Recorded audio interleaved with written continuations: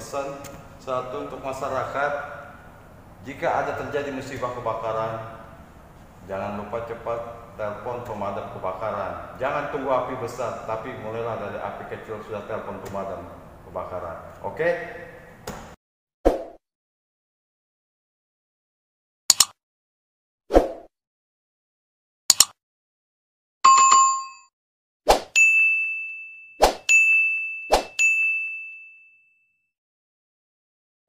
Assalamualaikum warahmatullahi wabarakatuh. Kembali lagi bersama saya Damkar Brau. Kali ini aku akan podcast bersama anggota Damkar Brau.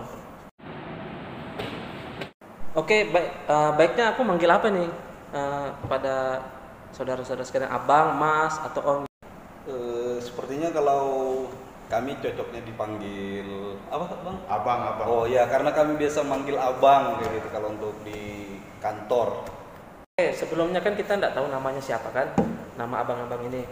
Untuk abang yang baju merah, namanya siapa? Saya Indra Sapti, biasa dipanggil Om.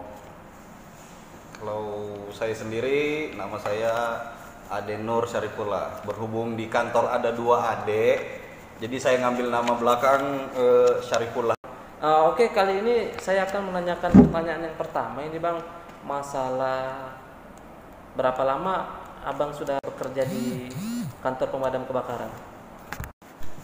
Untuk saya bekerja dan mengabdi di pemadam kebakaran ini sekitar jalan 17 tahun, mulai tahun 2003. Kalau saya sendiri baru sekitar 8 tahunan, kan saya baru sih menjajaki dunia pemadam kebakaran. Oke, yang untuk pertanyaan kedua ini bang, untuk abang Indranya kan, karena abang kan sudah lama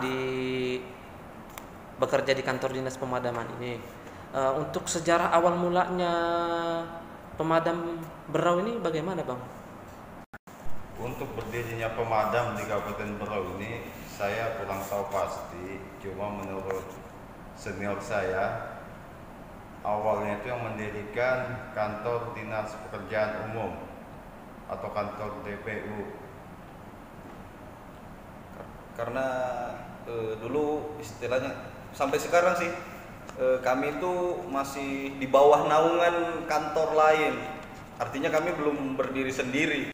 Nah, untuk lebih spesifiknya ini bang, ini kantor PU yang mengerjakan atau dari pemerintahnya sendiri yang ingin membangun adanya damkar di Berau ini bang? Jadi untuk awalnya itu memang usulan Pemda, pemerintah daerah, cuma di bawah naungan instansi DPU yang masih gabung situ sama kebersihan dan pemadam kebakaran. Jadi setelah bergabung bersama DPU, pemadam kebakaran berpindah-pindah tempat bersama instansi lain seperti sempat Ke tata kota, terus ke kebersihan, baru terakhir ke BPBD yang saat ini kami tempati. Oke, untuk mengencarkan suasananya kan, ya untuk saya ingin menanyakan gaji di pemadam berapa sih ya kan? Untuk nominalnya Abang Indra yang orang lama dan Abang Sarifullah orang lama ini, untuk gajinya berapa sih? Kalau boleh tahu bagi masyarakat Berau yang ingin tahu gaji di pemadam itu berapa sih? Nanti kita tanyakan ke abang-abang ini, oke? Jadi untuk gaji ini mulai saya masuk awalnya itu gaji kami itu masih honor, cuma 400.000 per bulannya. Berhubung makin meningkat sampai sekarang jadi pegawai negeri ya sesuai dengan golongan dan pangkat pegawai negeri. Untuk saya mungkin golongan 2D ya lumayan aja lah untuk gaji pokok serta insentifnya.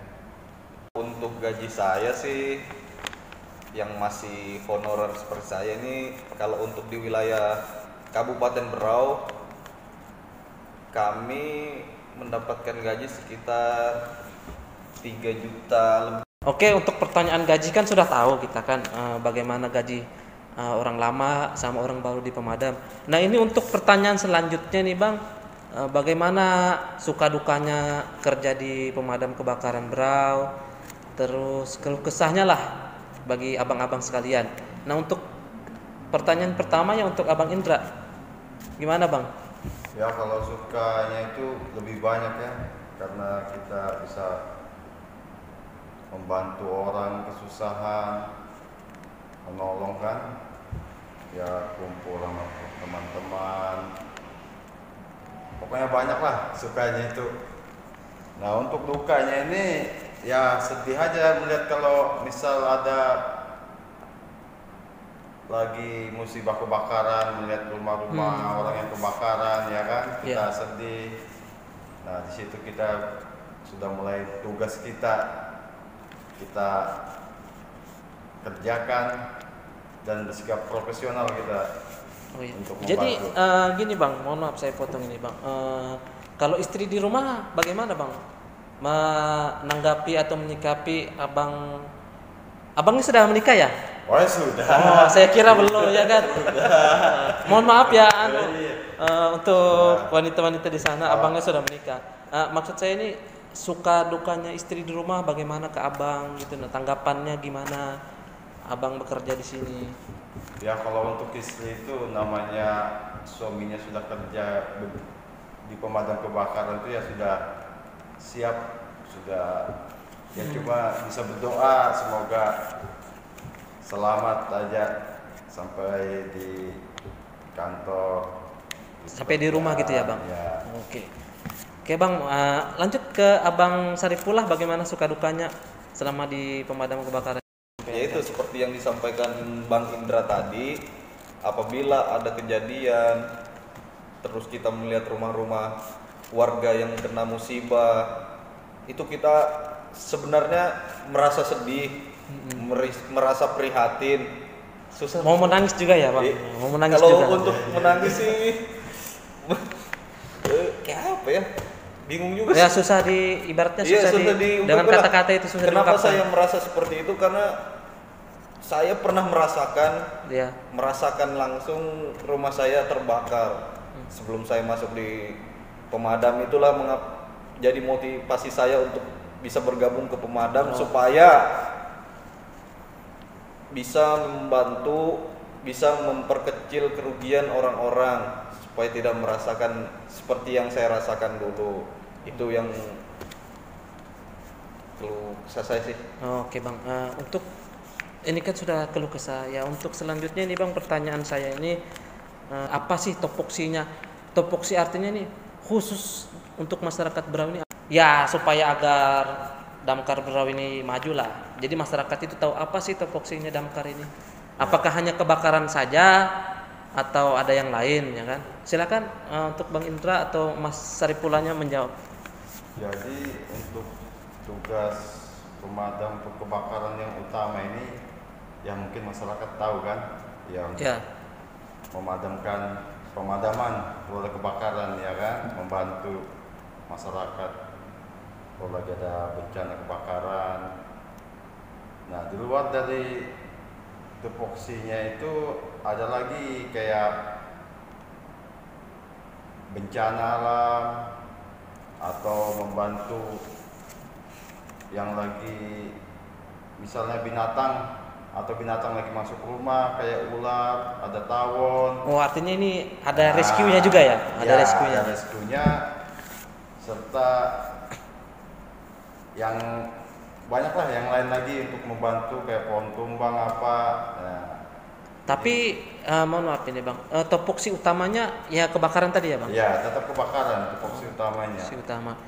Kalau untuk kayak seperti binatang, penyelamatan itu sudah berapa lama Bang? Kalau untuk penyelamatan itu sudah jalan berapa tahun itu ya? Sekitar 5 tahunan sudah. 5 tahunan. Ya 5 tahunan. Jadi gini bang, saya mau tanya lagi nih, ada ini. Untuk alatnya, ini bukan di kebakaran ya bang, saya tanya ini di rescue-nya. Untuk alat-alatnya apakah sudah lengkap APD-nya nih bang? Jadi siapa tahu kan abang-abangnya ini nanti, oh ada laporan dari masyarakat ular atau tawon. Untuk APD-nya buat abang-abang ini bagaimana? Apakah sudah ada atau gimana bang? Ya untuk APD kita untuk binatang yang liar ya, untuk penangkapan misalnya binatang masuk ke rumah itu sudah ada. Ya walaupun belum lengkap betul tapi sudah ya masih cukup lah, memadai untuk kita melakukan evakuasi binatang. Oh gitu ya bang. Tapi sudah lengkap ya bang. Ya. Berarti safety lah untuk abang-abangnya ini ya kan. Oke, kembali lagi. Untuk pertanyaan selanjutnya nih untuk abang-abangnya. Kendala di lapangan ini bang bagaimana? Ya untuk abang berdua lah. Langsung menjawab abang berdua lah. Untuk kendala di lapangan masalah kebakaran ini gimana bang? Jadi untuk kendala di lapangan ini ya cukup banyak ya. Untuk kendalanya seperti begitu ada musibah kebakaran, masyarakat yang ramai juga malah parkir motor untuk menonton di jalanan. Jadi kita untuk lewat jalan tuh merasa terganggu karena takut tersenggol motor-motor orang, mobil ya kan. Nah sama untuk kendala juga yang unit kita nih yang sudah banyak kan yang sudah lama, Sudah tua. Nah, jadi perlu peremajaan memang. Pengalaman saya nih kalau untuk kendala sih yaitu seperti Bang Indra bilang tadi, apabila terjadi kebakaran masyarakat lebih padat untuk menonton. Mungkin ada sebagian yang membantu, cuman lebih banyak, kalau pengalaman saya sih lebih banyak yang menonton.